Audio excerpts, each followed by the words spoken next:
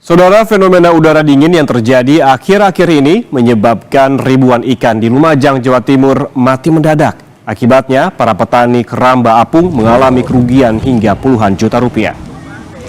Ada kan saya liar ya. Ikan nila yang ada di Ranu Kelakah, Desa Tegal Randu, Kecamatan Kelakah ini mati. Jumlah bangkai ikan terlihat berserakan mengambang di atas ranu. Kejadian yang sama juga terlihat di dalam kotak keramba ikan. Menurut petani keramba apung, kejadian seperti ini sudah berlangsung sejak 3 hari terakhir. Fenomena seperti ini biasa terjadi setiap tahun.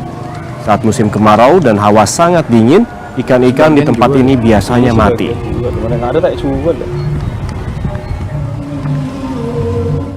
Dingin terus. Kalau dingin ya enggak. Kalau panas ya enggak. Kalau dingin sampai hujan ya bisa mati ikan menyeluruh yang punya karamba. Berapa hari ini, Pak?